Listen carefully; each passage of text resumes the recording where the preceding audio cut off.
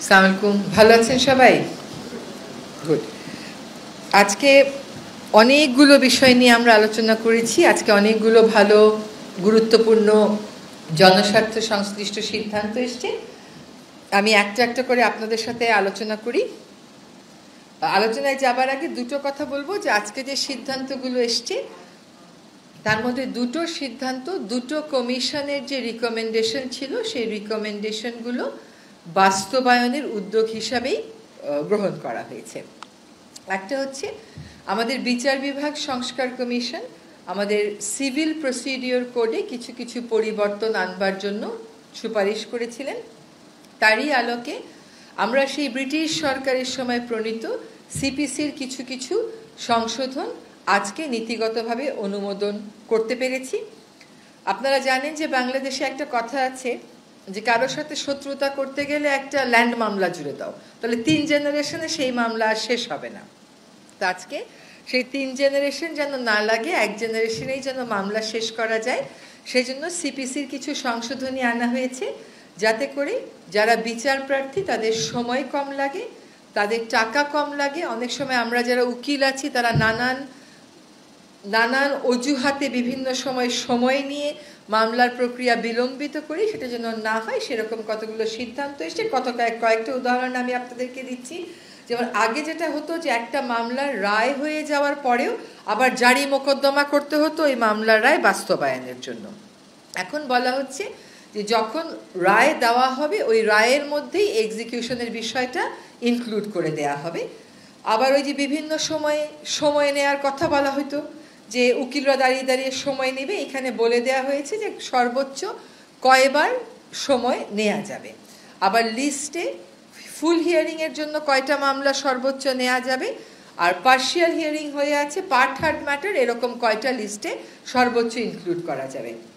বিচার প্রক্রিয়াটা আমাদের অনেকাংশেই এখনও সেকেলে রয়ে গেছে।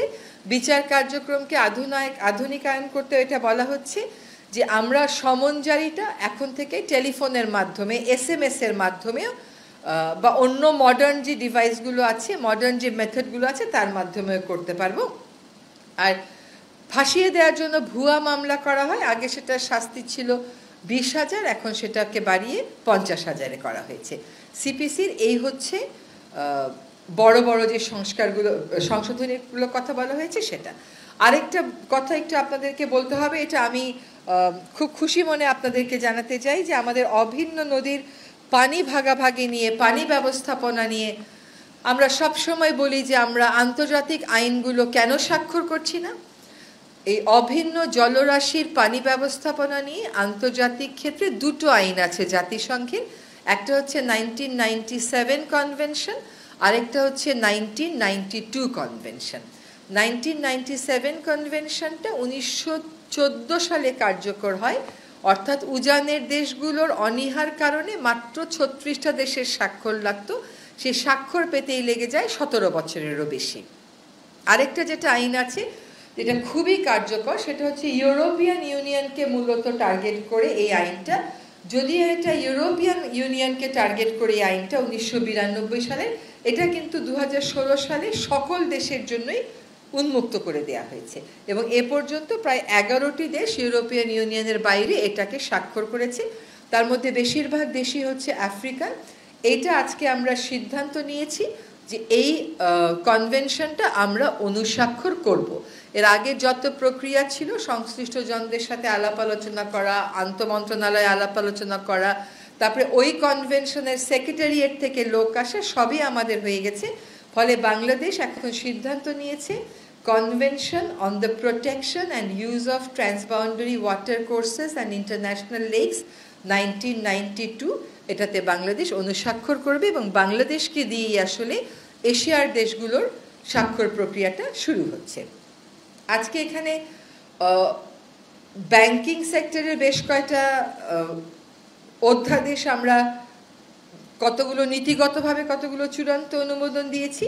তার মধ্যে একটা হচ্ছে সরকারি হিসাব নিরীক্ষা অধ্যাদেশ, আরেকটা হচ্ছে ব্যাংক রেজলিউশন অধ্যাদেশ, আরেকটা হচ্ছে রাজস্ব নীতি ও রাজস্ব ব্যবস্থাপনা অধ্যাদেশ, আরেকটা হচ্ছে গ্রামীণ ব্যাংক সংশোধন অধ্যাদেশ। আপনাদেরকে একটা কথা জানিয়ে দিই যে এই অধ্যাদেশগুলো নিয়ে আলোচনার সময় আমাদের মধ্যে এই সিদ্ধান্ত গৃহীত হয়েছে যে ফিনান্সিয়াল ক্রাইম বা অর্থনৈতিক ক্রাইম যে গোষ্ঠীগুলো করেছেন তাদের বিচার প্রক্রিয়াটা শুরু করার জন্য একটা কমিটি গঠন করা হচ্ছে। তদন্ত এবং বিচার প্রক্রিয়া শুরু করার জন্য একটা কমিটি গঠন করা হচ্ছে। প্রাথমিক কাজগুলো হয়েছে, এখন ফিনান্সিয়াল ক্রাইমে যারা জড়িত ছিলেন তাদের ব্যাপারে আমরা তদন্তটা শুরু করার জন্য একটা আলাদা কমিটি গঠন করেছি। এবার একটা একটা করে বলি। সরকারি হিসাব নিরীক্ষা অধ্যাদেশ যেটা আছে, এটা আপনারা জানেন যে 1974 সালে একটা আইন ছিল। সে আইনের অতিরিক্ত হিসাবে, সম্পূরক হিসাবে এই অধ্যাদেশটা আজকে আমরা অনুমোদন দিয়েছি। এটার উদ্দেশ্যটা হচ্ছে যে আন্তর্জাতিক অডিটিংয়ের ক্ষেত্রে আন্তর্জাতিক কিছু স্ট্যান্ডার্ড আছে, সেই স্ট্যান্ডার্ড এবং প্র্যাকটিসগুলো যেন বাংলাদেশের কন্ট্রোলার এবং অডিটর জেনারেলরাও মেনে চলেন সেটা নিশ্চিত করা, যাতে করে সরকারি অর্থের সঠিক ব্যয় আমরা নিশ্চিত করতে পারি, সেক্ষেত্রে স্বচ্ছতা আমরা নিশ্চিত করতে পারি।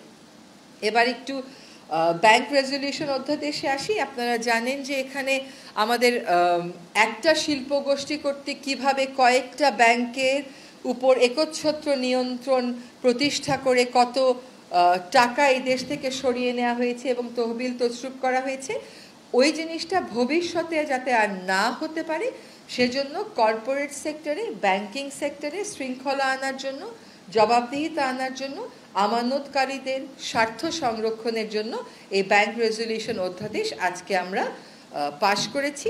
আমরা আবারও বলতে চাই যে আমরা আমানতকারীদের স্বার্থ সুরক্ষাকে সর্বোচ্চ গুরুত্ব দিচ্ছি এবং ভবিষ্যতে যেন এই ধরনের ঘটনায় আমাদের সাধারণ আমানতকারীদের আর পড়তে না হয় সেই জন্যই এই ক্ষেত্রে শৃঙ্খলা কেমন করে আনয়ন করা হবে, বাংলাদেশ ব্যাংককে কতটুকুন ক্ষমতা দেওয়া হবে, সে কোন পর্যায়ে গিয়ে ইন্টারভেন করবে, এগুলো স্পষ্ট ছিল না আইনে, এখন এগুলো স্পষ্ট করা হলো।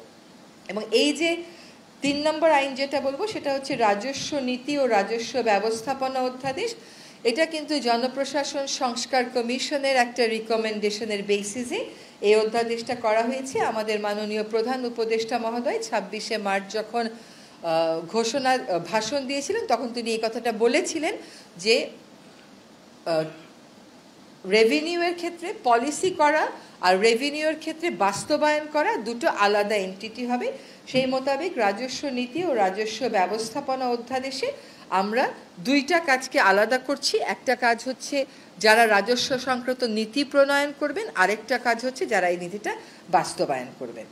তারপরে যে চতুর্থ আইনটা সেটা হচ্ছে গ্রামীণ ব্যাংক সংশোধন অধ্যাদেশ। এখানে আগে যখন গ্রামীণ ব্যাংক কাজ করত একটা মূল্যবোধ নিয়ে কাজ করত, সেই মূল্যবোধটা হচ্ছে যারা গ্রামীণ ব্যাংকের বেনিফিশিয়ারি তাদেরই সে থাকবে এই ব্যাংকটার পরিচালনার ক্ষেত্রে। কিন্তু আপনারা জানেন যে বিগত সময়ে আমাদের এখন যিনি আমাদের মাননীয় প্রধান উপদেষ্টা, সেই নোবেল বিজয়ী অর্থনীতিবিদকে রাজনৈতিকভাবে টার্গেট করা হয়েছিল এবং গ্রামীণ ব্যাংকের মালিকানা তার যে দর্শন ছিল যে এটা যারা ঋণটা নেবে সেই বেনিফিশিয়ারির হাতেই থাকবে, সেখান থেকে সরিয়ে সরকারের নিয়ন্ত্রণ অনেকাংশে নিয়ে আসা হয়। আজকে যে অধ্যাদেশটা সংশোধন করা হলো তার মাধ্যমে আগে গ্রামীণ ব্যাংক শুধুমাত্র ভূমিহীনদের জন্য কাজ করত, এখন বিত্তহীনদের একটা সংজ্ঞা সংযোজন করা হয়েছে। ইউনিয়ন পরিষদের পরিসর থেকে বের হয়ে সিটি কর্পোরেশন, পৌরসভাকে অন্তর্ভুক্ত করা হয়েছে এবং বোর্ডের ক্ষেত্রে বলা হয়েছে যে যারা এটার বেনিফিশিয়ারি তাদের মধ্য থেকে 9 জন নির্বাচিত হয়ে আসবেন, এই 9 জনের মধ্য থেকে আবার 3 জন মনোনীত হবেন এবং তাদের মধ্য থেকেই একজন চেয়ারম্যান নিযুক্ত হবেন। এখানে আরেকটা বিষয় এসছে, তা হচ্ছে পরিশোধিত মূলধন আগে ছিল সরকার 25% আর যারা বেনিফিশিয়ারি তারা 75%, এখন হয়ে গেছে 10% এবং 90%। মূলত এই ছিল আমাদের আজকে যে সিদ্ধান্তগুলো হয়েছে সেগুলো। আরেকটা কথা একটু বলা দরকার, সেটা হচ্ছে যে গ্রামীণ ব্যাংকের অধ্যাদেশে গ্রামীণ ব্যাংকের জনস্বার্থ সংস্থা ফিনান্সিয়াল রিপোর্টিং অ্যাক্ট যেটা আছে 2015, সেটা অনুযায়ী জনস্বার্থ সংস্থা হিসেবে বিবেচনা করার একটা বিধান আনা হয়েছে। এবার আপনাদের প্রশ্ন থাকলে প্রশ্ন করবেন। বলেন।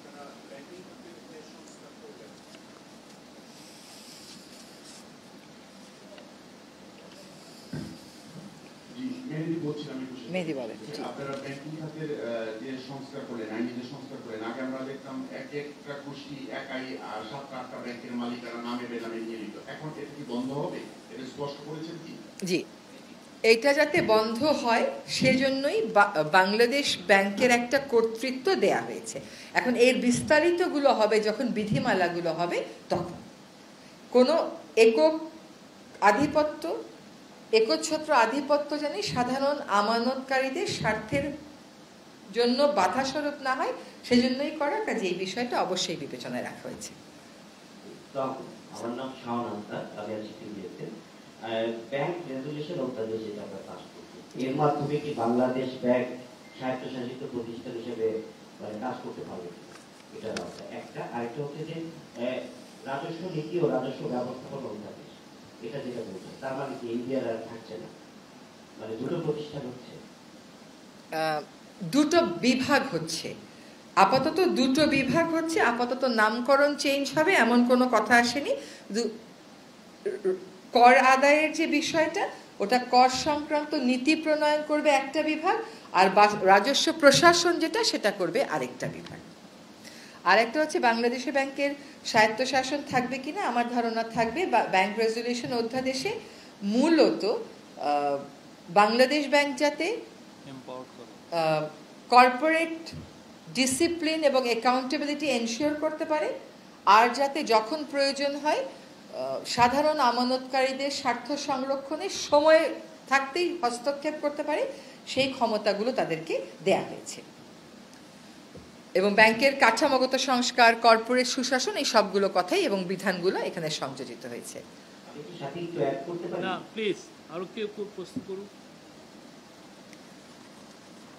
জি,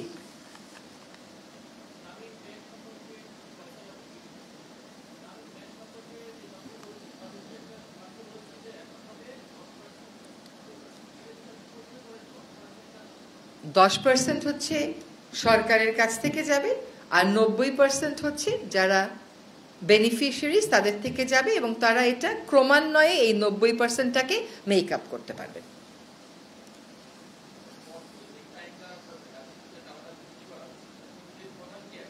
কমিটি করা হবে, আজকে সিদ্ধান্ত হয়েছে কমিটি করা হবে। Any other question?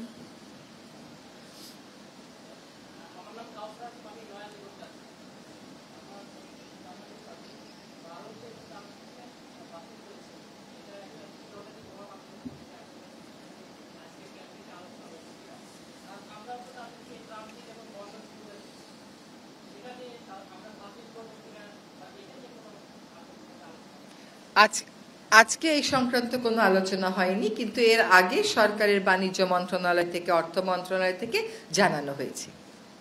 আসসালামু আলাইকুম, আমি মেহরাব সুমন, এশিয়ান টেলিভিশন থেকে। জি মেহরাব, আমার প্রশ্নটা হচ্ছে আপনার যারা 1 কোটি টাকার সম্পত্তি এগেইনস্টে 10 কোটি অথবা 20 কোটি টাকা যে লোন নিচ্ছে, পরবর্তীতে তারা এটা দিতে পারছে না, ডিফল্টার হচ্ছে, কিন্তু সেক্ষেত্রে তো আমরা যারা এখানে ব্যাংকে টাকা রাখি তারাই তো ক্ষতিগ্রস্ত হচ্ছি।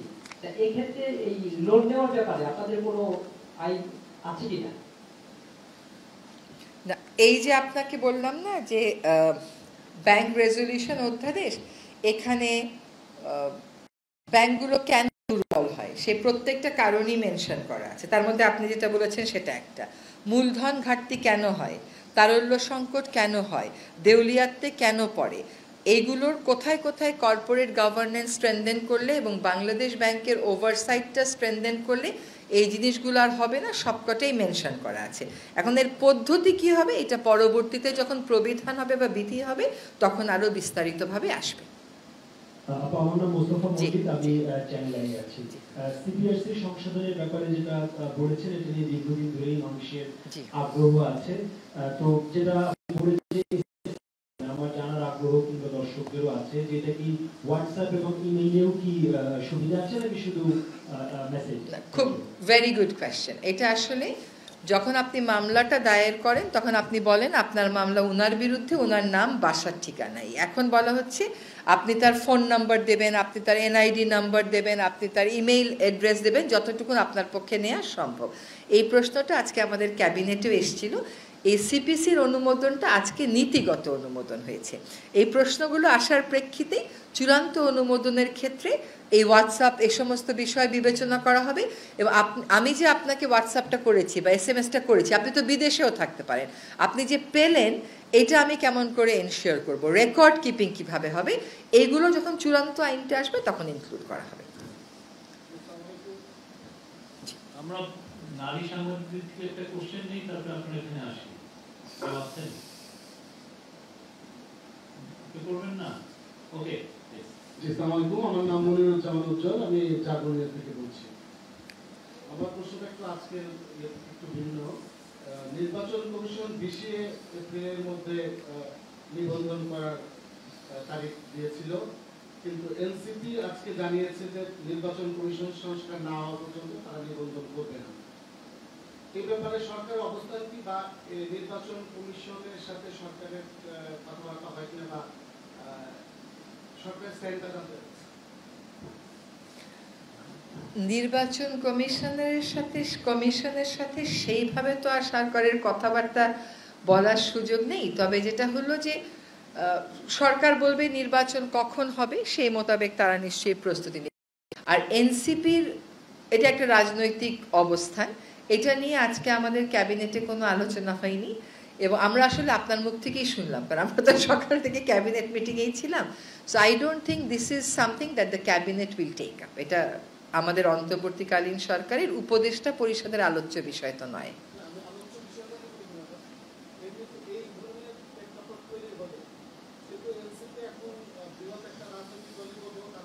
জি,